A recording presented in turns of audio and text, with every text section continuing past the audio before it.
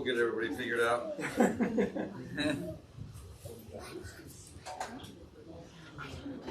All right. Well, my name is Matt, my wife Rebecca, and our kids just all escaped. So you'll have to meet them later. So we have 5. Emily is our oldest. She's 14. Michael is 13. Chelsea is 11. And Elijah is 8. And Noah is 4. So we are missionaries to Australia. And we have a video we'll play, if I remember right. We're planning to play that in the main service. So I will fill in some of the gaps that maybe aren't in that video. We have known Pastor Dean for a long time. Since I was a teenager, at least. Yeah. And he went to school at the same time as my older sister, and so he was assistant pastor at our home church, and so we've known him for a long time. But I'll tell you my testimony. When I was before I was born, my parents moved. My parents grew up in mostly in Central Valley, in Madera and Fresno area, and my parents were not saved, and they worked. My dad worked for a company called, I don't know if it's still around here anymore, but a company called Bob's Big Boy Restaurants. Oh, yeah. They used to have a big plastic fiberglass guy out front that had a big plate with a hamburger on it, with a checkered suit and everything. And the company wanted to open 2 new restaurants in Oregon, so they moved my dad to Portland area to start 2 new restaurants. And in doing so, within a couple of months of being there, someone came and knocked on my parents' door and shared the gospel with my mom. And she was saved. And then the pastor of the church there began working toward an opportunity to meet with my dad, and eventually did. And he shared the gospel with my dad. My dad was saved 12 days before I was born.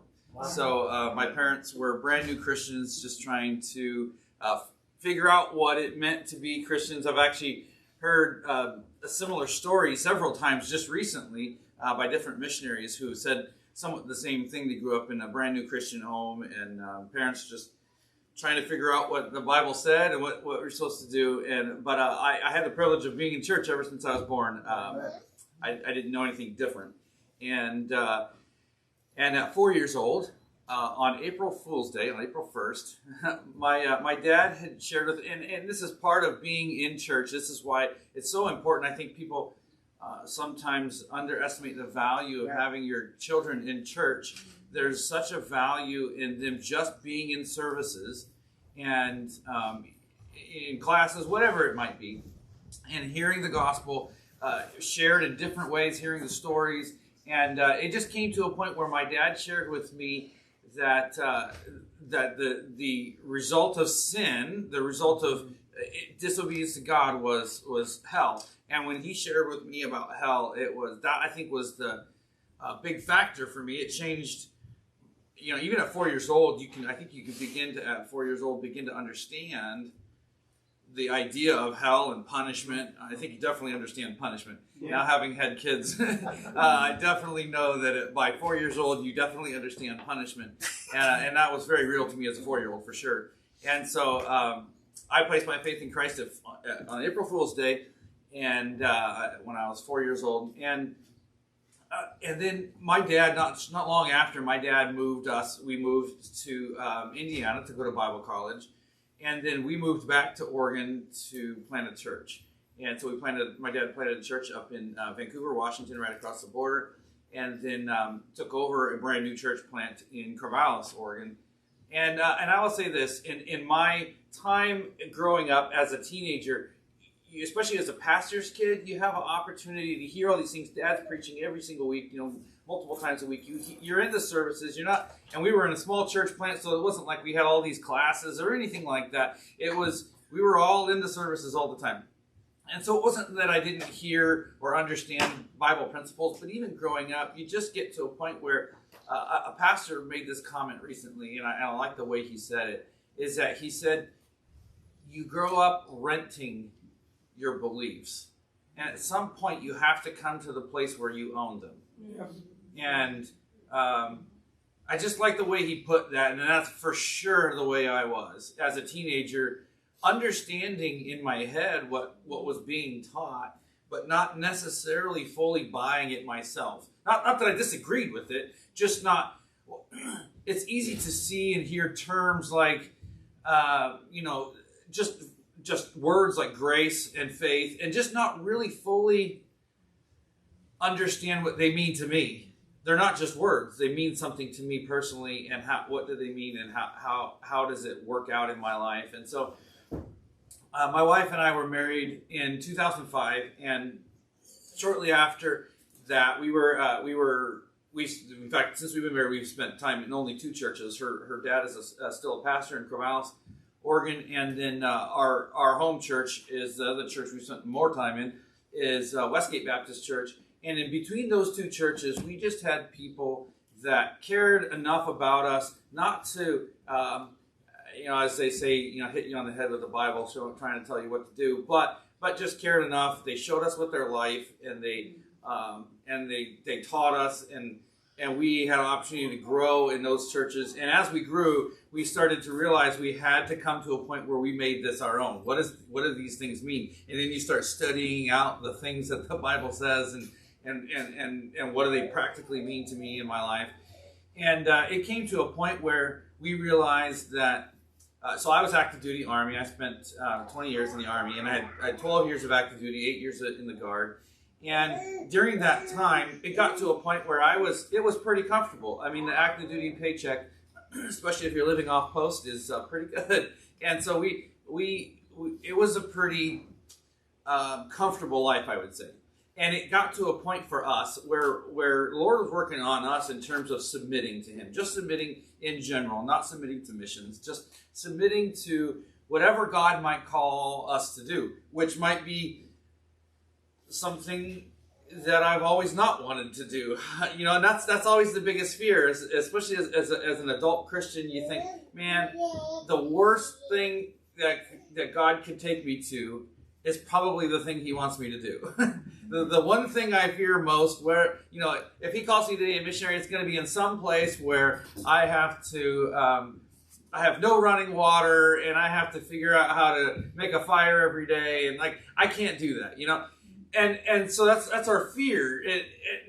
And I'm not saying I can't do those things. I'm saying, in fact, sometimes it almost seems kind of attractive, but we always fear that God's going to take us into the worst possible scenario, and we're going to hate our life and wish we had never submitted ourselves to Him. And we just came to a point where we realized that's not how God is, and we just have to submit to Him. And so we were in the process of the Lord working on our hearts individually on that. When a missionary came through our church, who was a missionary, he had owned a construction business and had just turned the entire thing over to one of his supervisors and walked away, and is now a missionary in Sierra Leone. And it was really a shock to us when he's telling his story. I just thought, what brings you to that point? And the Lord was working on my heart, because I know at that point I was thinking, I don't know what this looks like. How do you get from just being an average person to the next thing you know, you're a missionary? And that's, I think, a big thing in people's minds. You sit in church and you think, but there's got to be something different about people that go to the mission field, because that's not me. That's not what I'm doing. And so it feels like a very stark difference. And so sitting there, just hearing him tell his story, it was fascinating to me. So I afterwards, I asked him, I said, what brought you to the point of just walking away from a business you owned? I mean, you've worked hard to create this business, and then going to be a missionary in Sierra Leone. At the time, I didn't even know what continent that was on. And so he said, well, I was just sitting in church one day, and pastor brought in the missionary, and he had a similar situation, and I thought, why not me? What's different about him? Why not me? And so that was a very unique time for me. I started thinking through, wait a second, well, if he said, why not me? What's different about me? And we had come to the point where we just realized, the military paycheck, the eventual retirement, and all this stuff, it's all pretty nice. And eventually, though, what does that lead to? It just ends in, hopefully you have enough for retirement, and then you retire and you live for whatever, 20, 30 years in retirement, and everything's comfortable, and then you die.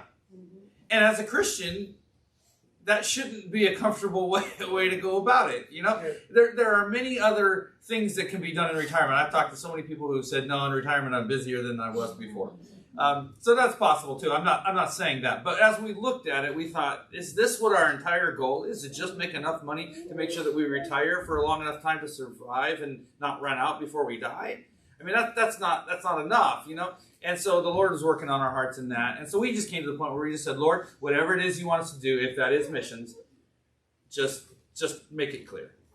And so I mentioned to my wife that night we went home, I mentioned to her, I said, have you ever thought what that would be like if we were missionaries? And she's like, you know what? I think that's where the Lord's working us. So I don't know where that is. We had no clue where that was at the time. But we knew the Lord was working us in that way. And so we just said, we didn't know what to do. We went to my father-in-law and just said, hey, what do you do if you think God's called you to missions? And it's my father-in-law. So his first response was, well, as a pastor, I think no. But then he was very supportive. He just, that's a struggle to send your grandkids across the world. And they have been extremely supportive. But he says, well, you're going to have to talk to some missionaries, because I've never been a missionary, and I don't know what those steps are, And so we were able to talk to several different people that we'd had contact previously with who were missionaries, and we started working through some of the process, and the Lord started opening doors and closing doors. And we use those terms. Once again, I hate that. I'm a very practical person. We use terms that often are very vague. We say, well, the Lord opened the door, or the Lord closed the door. And I think people, for me, I sat in the church and I thought, okay, I've never seen a door open and close by God's hand, but what does that actually mean? Well, what it means for us, what it meant for us, and this is what we've experienced, is that as we thought, this is what we believe the Lord's called us to do, and we started to move forward, sometimes the opportunity would just close. And you'd say, okay, I don't know what to do next. So you go to the next logical way to go, and the Lord opens the door, and you're saying, I don't even know how that happened. There's no possible way that could have happened except for God did it. And so we've seen that experience very, very much played out in our lives. We had for instance, what we really wanted was to go where there was to a place where there was a gap that was not filled. And I know that when I say that phrase, most people are thinking they're everywhere. They're down the street, and I fully agree with you. And so that's obviously not enough. The Lord has to direct very specifically. But in this case, we started looking for a place that where the gospel had not been preached. And so as we started looking, one of our original thoughts, and I don't know why this came to my mind, but for some reason, Papua New Guinea just seems like one of those places, like island, jungle, there's got to be places. And it actually turned out the Lord really kind of closed that door. As we started looking, we found a lot more missionaries there than we realized. And as we started talking to missionaries and pastors, and in Australia, of course, is so very close to there, that people started pointing us and they're saying, look, there's actually a bigger gap in the outback. That the outback of Australia just kind of gets forgotten. A lot of the world, a lot of Christians, especially, focus on what they call the 1040 window. They use the term forgotten circle now. And there are a lot of people, unreached people groups in those windows, but there are many outside of those. And specifically Australia, it's considered to be 99.9% reached. And I guarantee you, if you went to the outback today, you would not feel that way. We had the opportunity to be there, and we realized, there's just no churches whatsoever. There are entire generations that have been born and died and never even understood the concept of being in a church on a Sunday. much less heard about Jesus Christ, much less knew deeper principles. There's just nothing there. The only churches we saw two total churches, and we were probably in a range of about 25 towns. And between all of those towns, I saw two total churches. One was an Anglican church, which is basically Catholic for all intents and purposes, and it was empty. And they said that someone came and mowed the lawn every now and then, and that was it. Nobody ever saw anybody go in or out of that church. The other church I saw was a Jehovah's Witness church, and what I experienced was that church was the center of the town. Everything went through that church. I mean, they had activities for every age group. They had, a big senior center that was owned by the Jehovah's Witness church. The entire town ran through that church. And that was the only other church I saw in the entire time that we were out there. And what we realized, and we were talking with people, is that we found that there was a couple of younger ladies that were saved at one of the churches. And I was talking with them and talking with the missionary, and he was saying that when he shared the gospel with these two ladies, it blew their minds that there was a God that came to the earth. Like, the entire concept of Jesus Christ was completely foreign. They'd never heard anything like this story. And we think, well, Australia is a first world country, and it is. But I think we might be surprised. There might be places in the United States where there are people that are in that same kind of boat.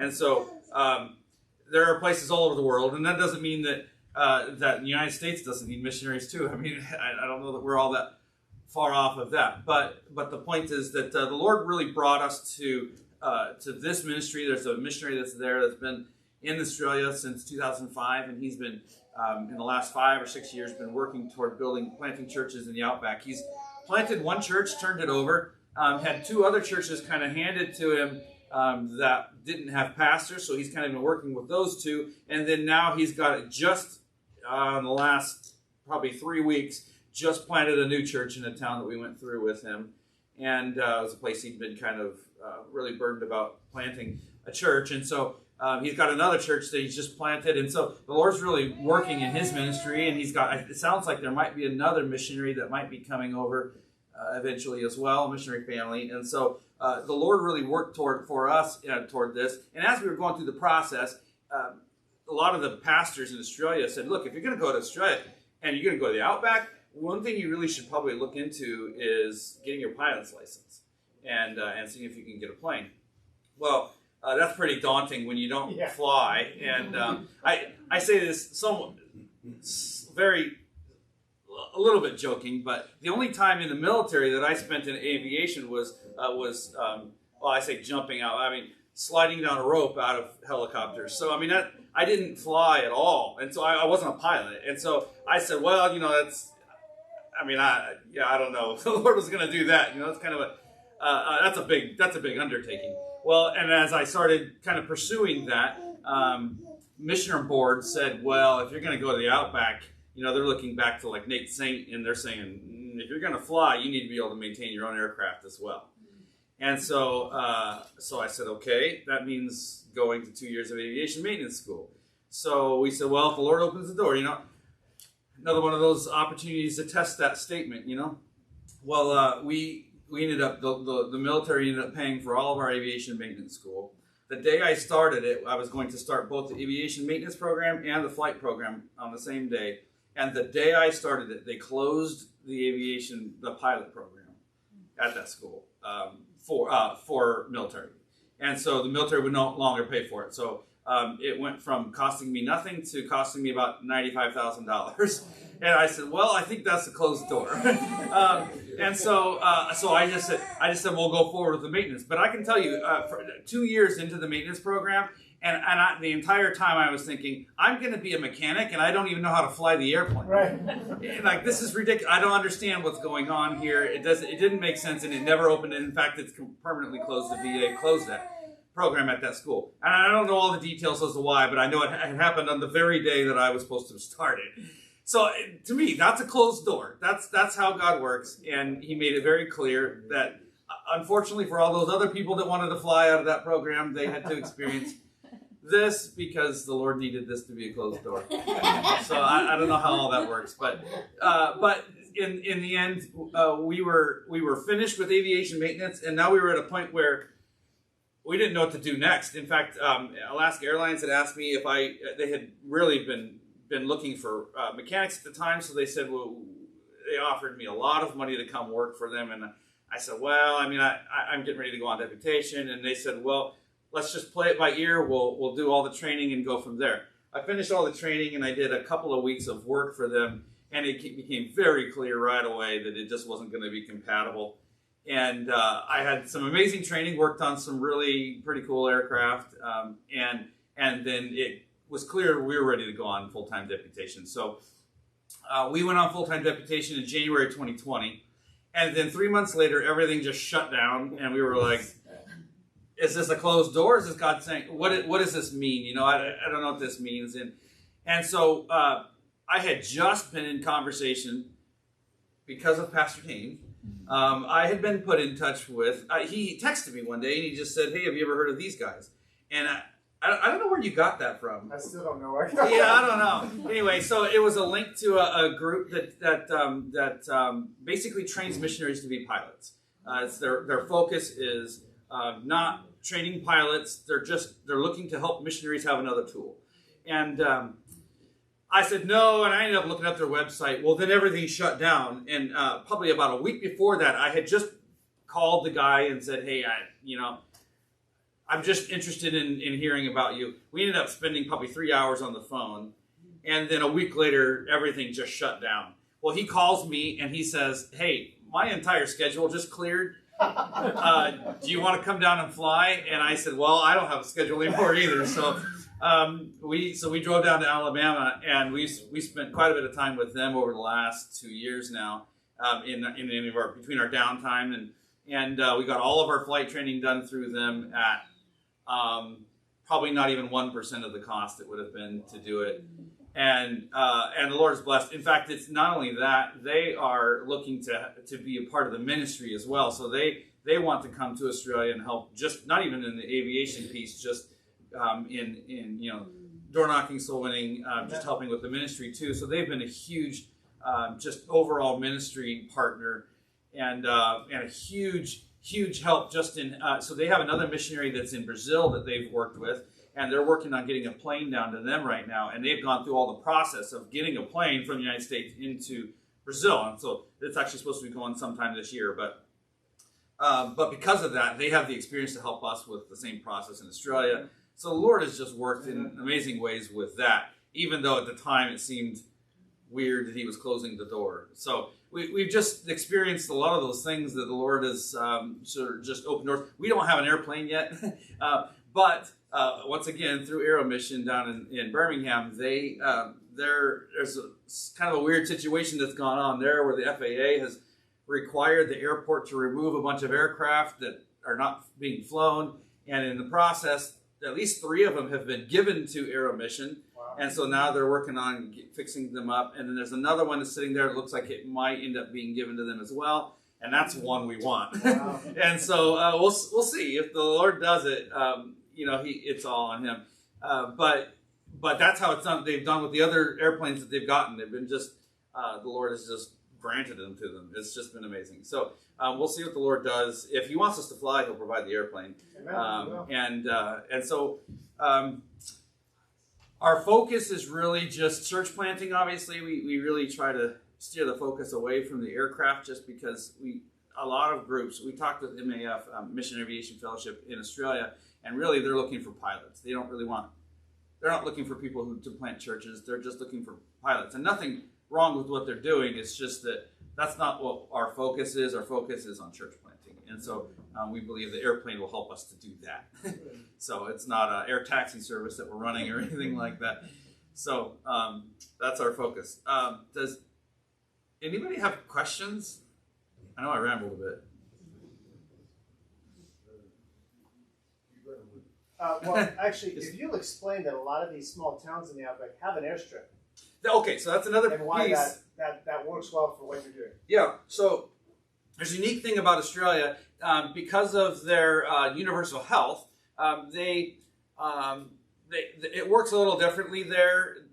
We've not been able to figure it out in the United States, but they have really pretty much figured it out.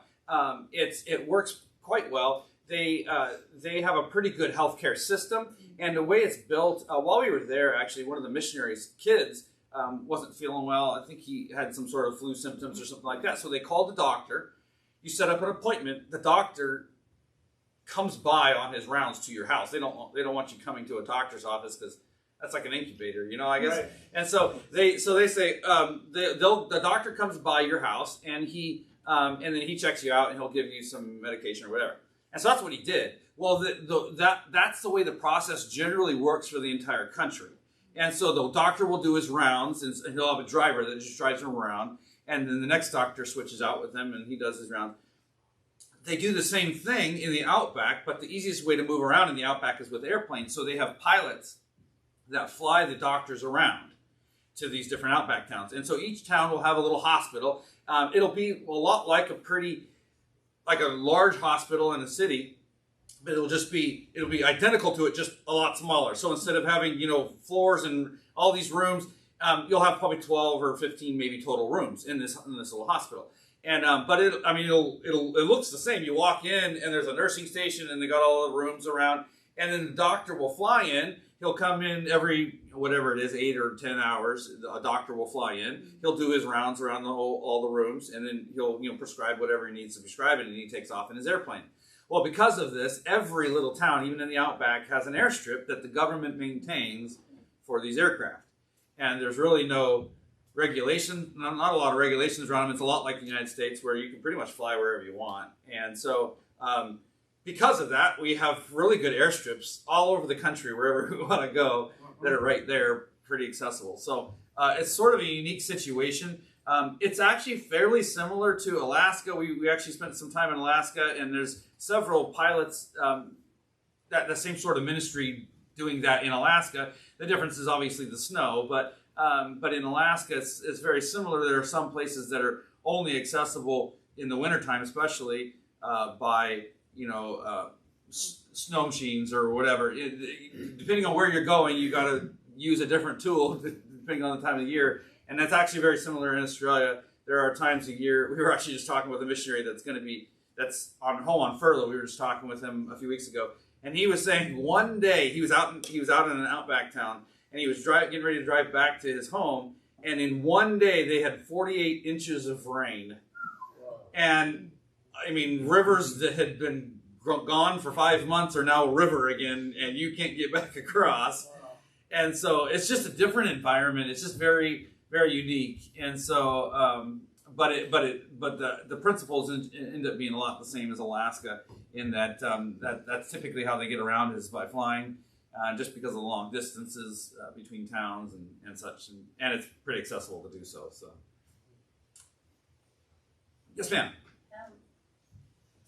They have the Aborigines there. Right? Yes, ma'am. Would you be working with them, or are they mixed in with the rest of the? They are. So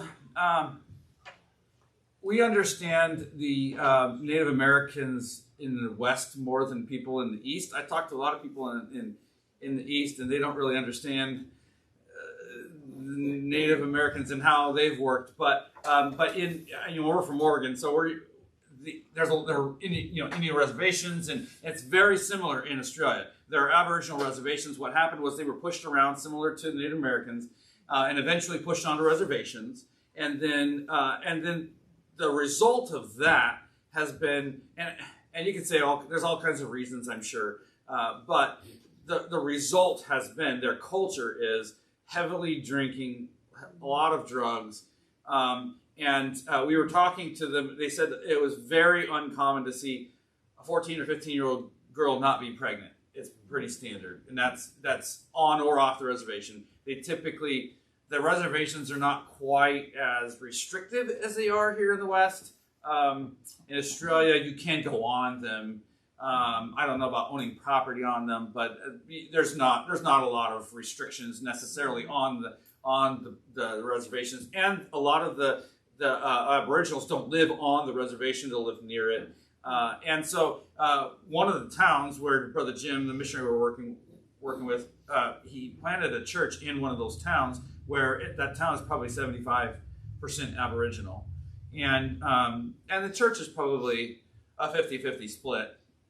Oh, when we were there at least. And so, and there are a lot of mixed Aboriginal and white, but they don't really, in terms of language, there's not really a lot of issues.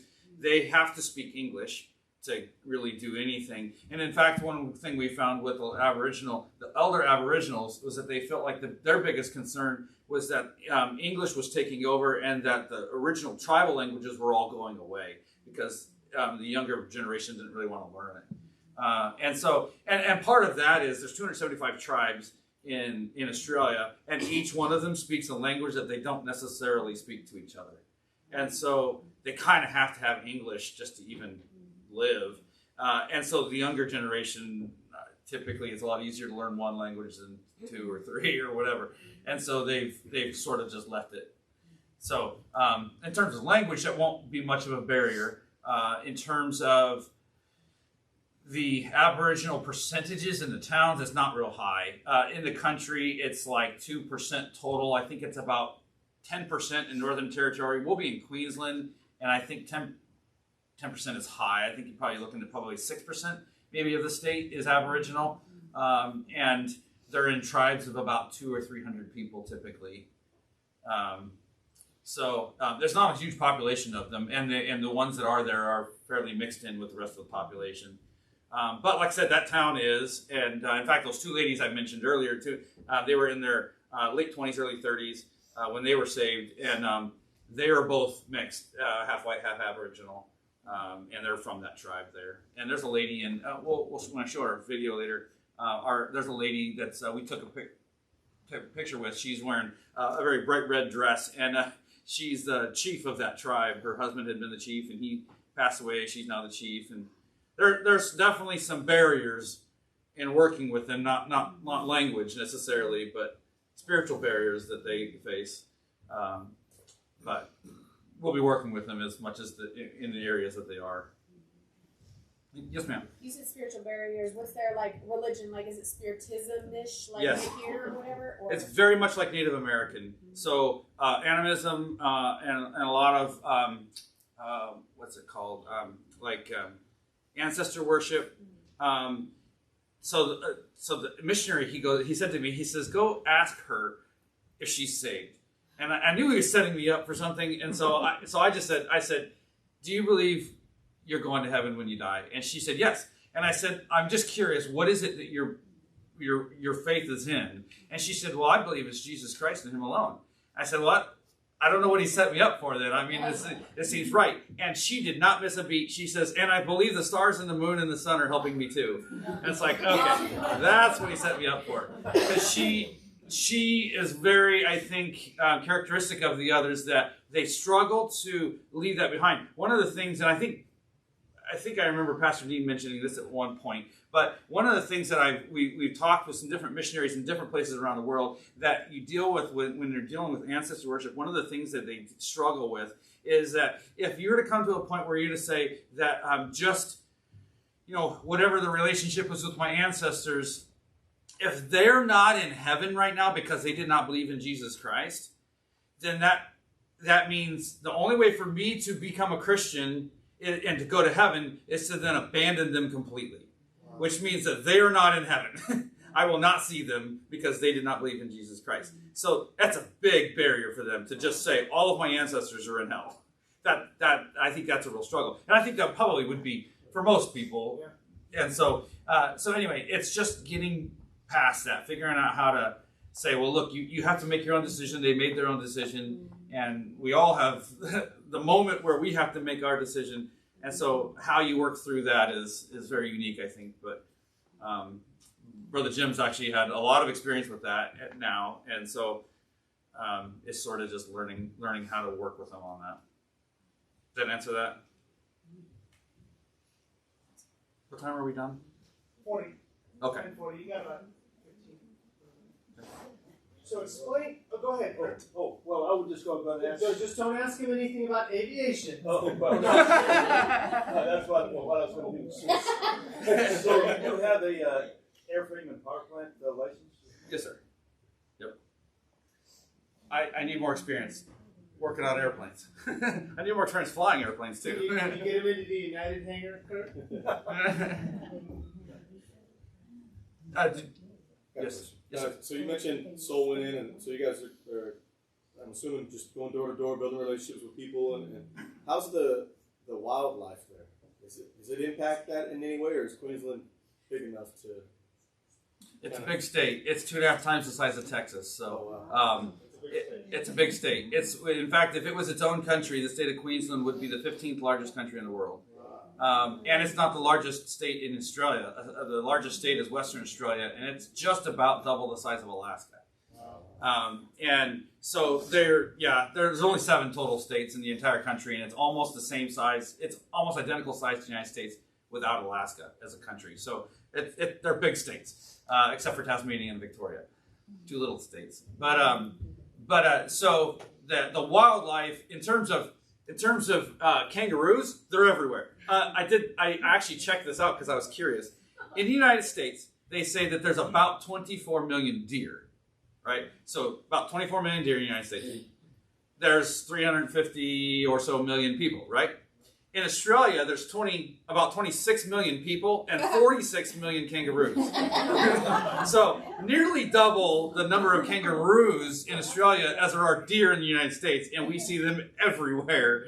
So literally, the kangaroos are everywhere. It's pretty hard to miss them. One of the biggest dangers in working in driving in the outback is hitting kangaroos, because they are. So they get the deer in the headlights look, only it's a kangaroo in the headlights look. In this case, they freeze like a deer would, but then they have some sort of thing in their head that triggers, and they go at the lights. And so they're very commonly hit by cars or however you want to look at it. And so, but they also have a really low center of gravity. And so when you hit them, it's like hitting a brick wall. So most people that drive in the outback they have like bull bars on the front, and very rarely will you see bull bars that aren't mashed up pretty good. So it's just kind of a nature of driving around. One of the dangers of driving in the outback long distances is the fact that there's so few fuel stations that when you drive in the outback, so once again, the floods that come just out of nowhere because the rain comes in, there's all kinds of these little things. If you have a spare tire, or maybe 2, and you lose one, you're good. You lose 2, okay, we're okay. But if you lose, and it happens all the time. If you're out there, you could be hours from the next person and maybe days before another person drives by. And so it's just one of those things. I think the further north you go in Alaska, it's the same way. You get out there and there's almost not enough survival equipment that you can have to get through some of those situations. And so you can only predict so much. And so that's why most people fly in the outback, because we're talking one town that he really wants to get out to. It's about a 14-hour drive, kind of in the center of Queensland. And there's a town area. It's about, I think, 10 or 12,000 people total in about 6 towns. And but 14-hour drive is just, it's asking for death.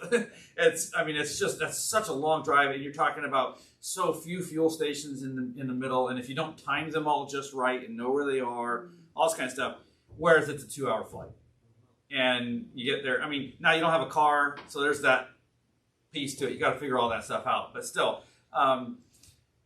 it's a lot less danger, I think. And a lot of times in the United States, we see small airplanes. We're like, that's a death trap, But it's comparative danger, right? Comparative risk. Everything we do is comparative risk. So in this case, it's just viewed as safer. So the wildlife, other than that, it's not really too big a deal. There's a lot of snakes and spiders. And that's what most people know of Australia. We were in the city in Brisbane, in the suburbs. While we were gone, Jim and I, we came back, and his daughter was telling us, she was probably 12, 13, 14 at the time. She was telling us about a python that was in their backyard. And he said, we easily will see 10, 12-foot pythons in our backyard. So that's not uncommon. That said, a python, as long as you're not slow and like a mouse, then you'll probably be okay. There are other more dangerous ones. I took a picture. He let me drive, and so as we were driving in the outback, and I saw a snake, and so I was like, I got to pull over. And he was real cautious, a lot more cautious than I was. I have a zoom on my camera, so I got a pretty close picture without being too close. But it was a red-bellied black snake, which is, I think, probably fourth or fifth most dangerous snake in the world, they say. It had been run over, and so it couldn't move. It was one part of it was just trying to flop around, but I felt somewhat safe because he was kind of flat in one spot. But so they do have a lot of those. The interesting thing is it is very uncommon to see a snake or a spider bite cause a death in Australia, and you'd think that would be much more common than it is, but it's not, partly because obviously they have the antivenoms now. But the most dangerous snakes and spiders, oddly enough, are not real aggressive there. And the opposite is true. The most aggressive ones are not real dangerous. So it typically lends itself to not... They get smart. I mean, anywhere you live, you figure out how to live there, right? You don't just stick your hand in a wood pile without kind of kicking over a few pieces first and make sure there's something in there ready to bite you. There's just things you do just to make sure, but it's not very common to see that. That's off that. Yes, sir. Do you eat kangaroo, like steaks? And yeah. ribs? So typically in the store, it's pretty uncommon. I don't know about here. Not here either. It's not very common to go to a store and see, like in a meat rack, to see like deer. That's not very common. Not that I've seen. There might be places that are more common, but in Australia, it's very common to see kangaroo sausages or steaks or burgers or whatever in the store. You just go in there and they're there. They're all over the place. So it's not like a rarity there. And so people eat them all the time. In fact, we brought back for our youth group some kangaroo jerky just because it was easier to carry. I didn't want to bring steaks, and I don't know how that would work, and 24 hours of flight. So anyway, so we brought back some kangaroo jerky, and I think most everybody had some. Some of the girls were afraid of touching it, but to be honest, I have to say, most of the time you probably wouldn't know the difference. It's if you've ever had, we actually had bison recently, and it's a lot like it. It's somewhat dry. For sausages, they typically mix it with something greasy, like bear or something. I don't know. Pig. But other than that, you probably wouldn't know a lot of difference between it. It doesn't taste like chicken, though. It's more like beef. Yes, ma'am. When you're out driving, do you carry 5-gallon gas cans with you? If you're going in the outback, it would be unwise not to. So most vehicles going in the outback are 4-wheel drive. It's pretty uncommon unless they're, just unexperienced person. But most people are driving 4-wheel drives with a big, what we call a jerry can, or a big gas can on the back and at least one spare tire. Most will carry like what we would concede in the United States. A lot of times we see these guys that are like off-roaders. They go get their vehicle stuck on purpose, that kind of guy. That's pretty standard in Australia, and most of the equipment the guys use in the United States came from Australia. So almost all the standard like off-roading type of equipment, all the they have tent gear that you can mount on top of your vehicle. In the military, and all of these guys, they have too much money, and so everybody spends money on this, and then they never use it. In Australia, it's actually for a purpose. They use it because, so they have tents that you can mount on your truck, and it rolls up, and then you can unroll it, and I don't know. So anyway, so they have all that kind of stuff, and most of it's made there in Australia. So you can't sleep on the ground if your car breaks down. You could. I probably wouldn't, but I don't know. But they kind of design them where, like, so a lot of these SUVs, they have setups where you can build it all into your SUV, and like the tent goes into your SUV, so you just close up the whole thing. You can sleep in your SUV, and you got what I don't know. They got all these setups nowadays, and it's just about how much you want to spend, especially with camping type gear. But yeah, it's pretty common to see that in Australia. It's very rare to see someone in the outback without that type of gear. Yes, ma'am. Is the airplane you want like the ones we see on the movie, or is it going to fit your family? Is it going to fit e-bikes for if you are over there? There you go. That's so boy. That's why you talk to different people. I've never even thought of that. Boy, what a e-bikes. That's genius. I hadn't even thought of that. That is. Yeah, I had thought about a motorcycle, but I was like, even a motorcycle, that's a lot for a little plane, you know. What we're looking at is a 206 or 207, which is a Cessna. 207 is a 7-seater. When you get into airplanes, when you get past 7 seats, you're all of a sudden getting into turbine, and that's a whole different ball of wax. And you're also getting into twin engines, and now you've got everything that goes wrong with one engine now goes wrong with 2, and it's probably a little more than we want to go with. That said, the Lord's one that gave us 7 people in our family, so we'll have to just trust Him on that. We don't know exactly what the ministry will look like. That's what we originally planned. We've had others that have floated the idea of maybe we don't need an airplane to take all of us. I like the idea of working as a family in ministry. That's just how I am. So, but if that's what the Lord wants, He'll provide the airplane for it. So we just have to kind of. So MAF flies all over the world, obviously, and they typically use 206s very commonly. They have gone to, because a lot of the world doesn't have. General aviation uses avgas. It's 100 low lead gasoline that's specific to aviation, and it's only made by one company in the world.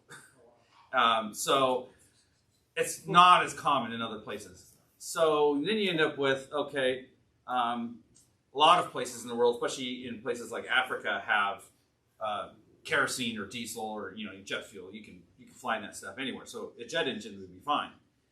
So MAF switched over to these what they call Quest Kodiaks, a little bit bigger plane. But it's a jet, it's a turbine. So,